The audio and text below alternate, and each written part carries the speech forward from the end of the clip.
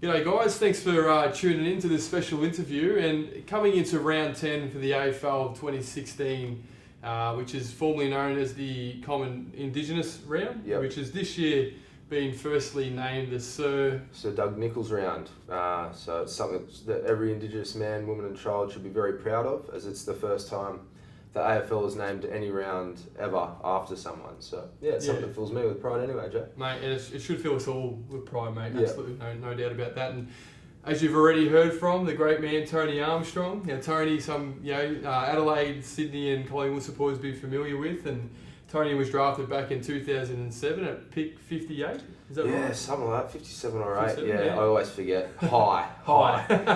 Not good. There's a lot of kids out there, mate, who'd be bleeding to be drafted at any number, mate. So I do know the feeling, and so I think it was 35 games all up. You ended up playing. 35. 35. Yeah. So, mate, the reason I got you in here today is obviously once again leading into the Indigenous round, just to get an idea from yourself. What does that mean for your culture and the community? Coming into such a big thing. I mean, we're obviously recognising the amazing talent, but also the culture that comes along. Yeah, that's spot on. I'm glad you said that. I guess for me and for a lot of people, it's about celebrating, your Buddy Franklins, your Adam Goodses, Sir Doug Nicholls, but then it's also about using the opportunity of this round and all the exposure to shine a light on stuff that's going on out in the wider community 12 months a year. And I think it'd be remiss of us not to actually talk about, things that are happening out in communities and all this type of stuff, and, the kids' welfare, especially in a time where, there's all this scrutiny on the Indigenous people. Yeah, all right, mate. So we'll just wind it back to when Tony Armstrong was a young fella. Yep. And when did football become your world? When did you realise that, this is probably something that's pretty serious and you could make a career out of? I guess it's probably got serious when I was about 16. Made a state side, and then you start playing in TSE Cup, and then made the state side again in under 18s, and then the letters started coming in from footy clubs, and it was around then I was like, oh geez, this could be something that I actually go right at. Yep. And then I was lucky enough to get picked up by the Crows. Literally the day after I finished school, I got drafted, and then 2 days later I started. So just like that. But no, it was good. It was a really steep learning curve at the start. You go into such a professional environment, and I was an idiot, 18-year-old idiot straight out of school. Guilty. Sorry, you guys aren't. Sorry, but no, it was good. Really enjoyed it, but it's just been a great career that's given me this opportunity as well. Yeah, great. So, mate, I'm looking at on Wikipedia, doing some research on you. It mentioned there that you went to Assumption College. Yes, I did. Yeah, so just focusing on your schooling period there. Yeah. What was school like for you? I mean, we spoke earlier about some challenges that today's youth are facing, and online being one of those components. So what was it like for you, mate, in your secondary years? Yeah, look, school for me was something that I was, I guess, okay at generally, but for me the toughest thing was I boarded, so I was away from mum and my family structure and stuff, and that's something that as a young kid you're going through like a raft of issues like puberty. You start noticing girls properly, all that sort of stuff, and I guess when you're down at a boarding school, it's a bit Lord of the Flies. Yeah. It's real dog eat dog down there, and there are definitely challenges. Yeah. Yeah. Yeah. So I'll probably just sitting back now, older, wiser, more experience, and you get the opportunity to look at today's youth and some of the challenges that they've been through. And I guess the question I've got, mate, is given your knowledge and expertise in the Indigenous space, what challenges are they facing today?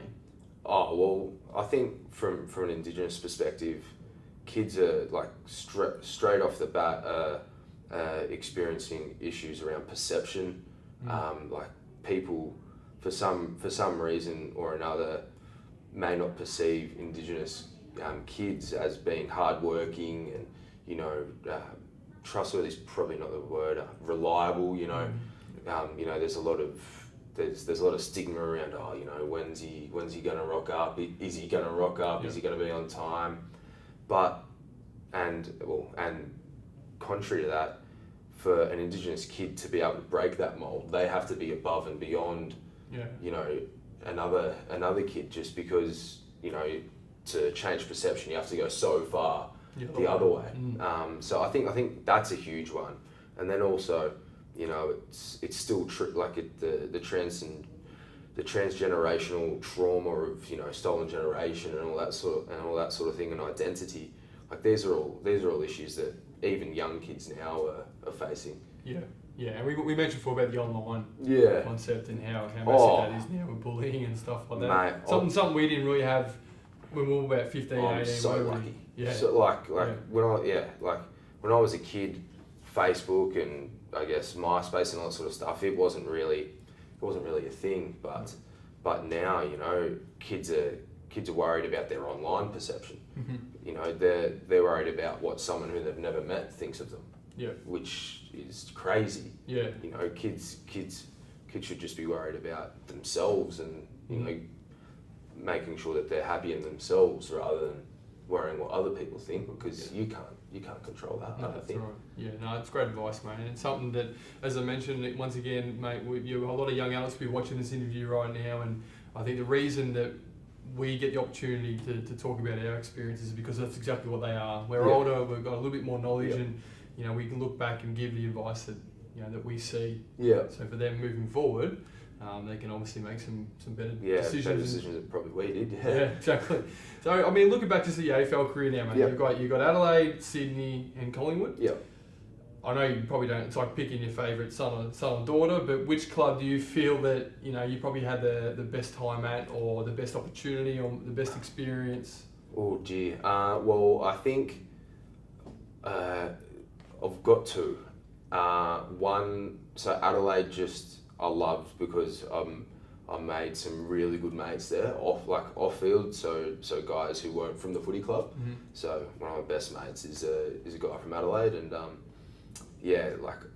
love Adelaide the city. But Sydney, I grew up a Swans fan. Yeah. So I was there when they won the 2012 flag. Yep. Unfortunately, I missed out. It was an emergency, which is still burning.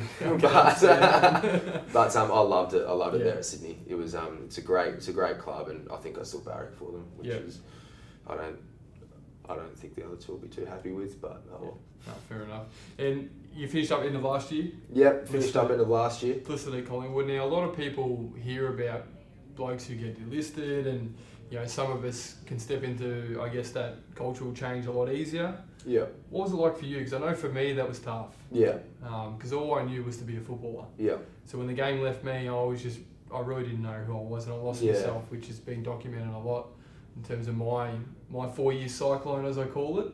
But what was it like for Tony Armstrong coming out of the system last year? Look, for me, I thought I was going to be all right. You know, I've always been interested in things that weren't football. I thought I was a pretty holistic person. Yeah.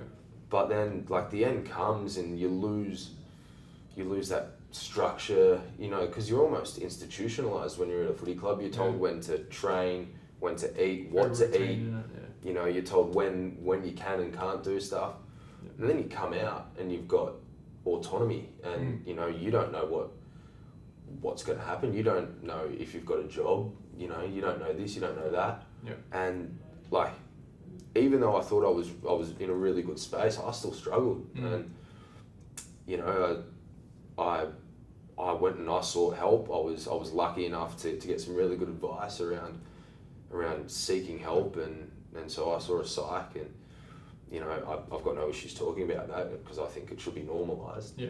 But yeah, I went out and I saw a psych just about where I was at and finding my own self-worth, and as I'm sure you found, like you put so many eggs in one basket, and you think that I'm, you know, Tony Armstrong, the footballer, and then once football's taken away, who am I? What now?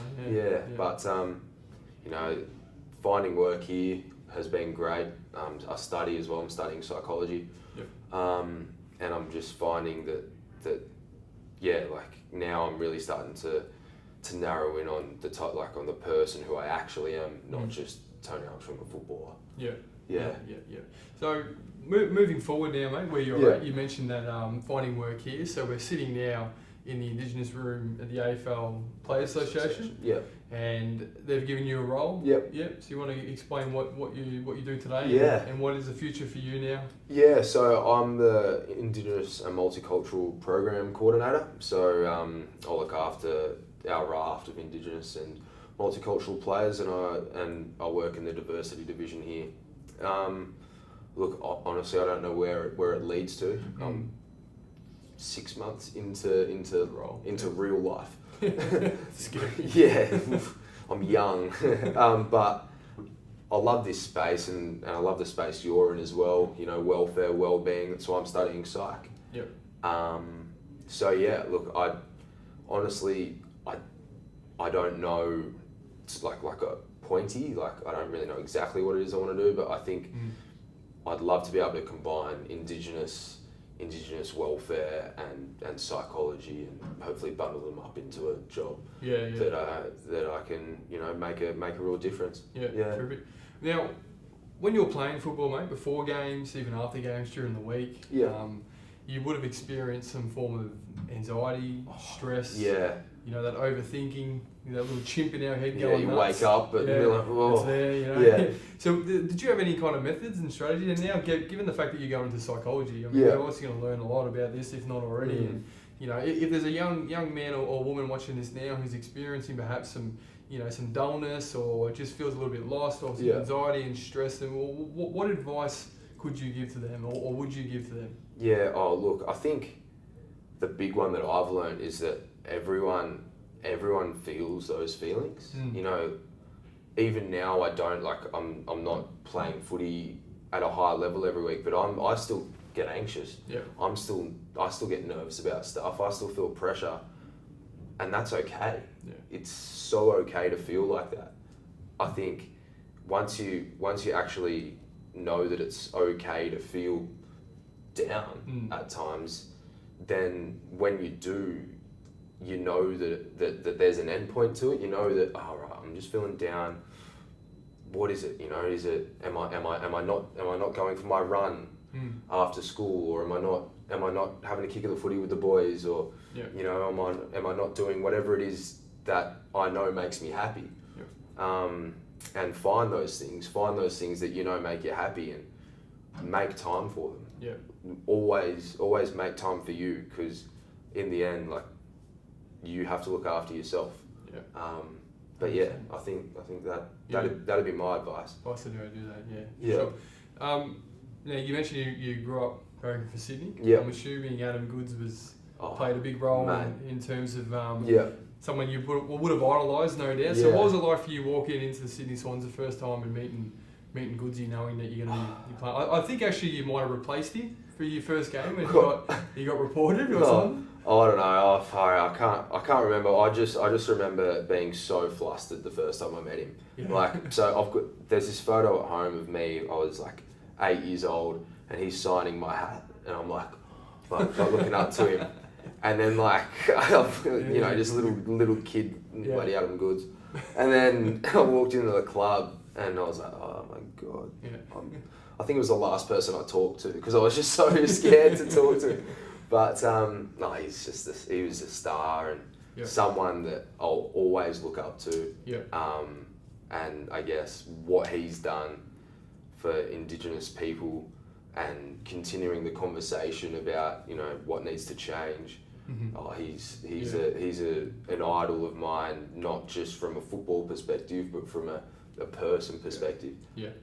So I guess it's just the last thing, mate. If you could give kind of one final message to the Australian public, what it means this round, and the awareness it's going to build around the culture. More importantly, you know, what are some things you just want to just reiterate to the Australian public about AFL and the role it's played? Yeah, cool. Well, I guess first off, I think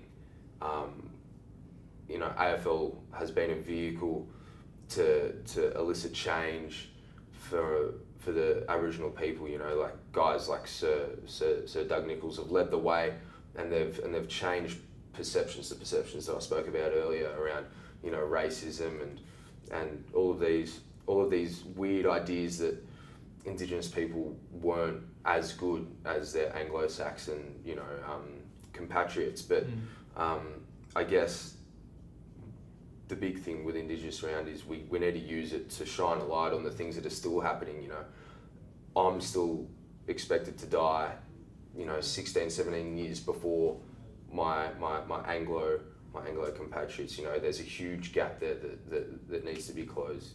We've got, even just last year, 150 remote communities in Western Australia were going to be shut down. So, like, there are still things happening, and whilst we do need to celebrate all the good, we can't, you know, ignore all the bad things that are happening. And I think, you know, let's have a great weekend and celebrate, but also acknowledge that there's still a lot of work to be done. Yeah, no, absolutely agree, mate. Well, look, I can't thank you enough, mate. Nah, Coming in, honestly, pleasure. and sharing a little bit of history about it and what it means for the Indigenous community. And Yeah. you know, I know that everyone I've spoken to, you know, we could sit there.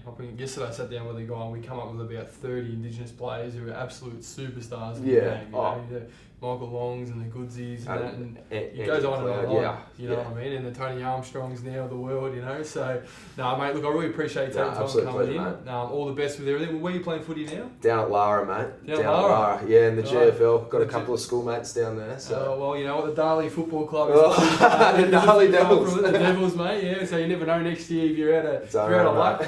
Well, I'll come knocking on your door. No worries, mate. Thanks, mate. Cheers, Jack. Good on Cheers. you. Thanks. Bye.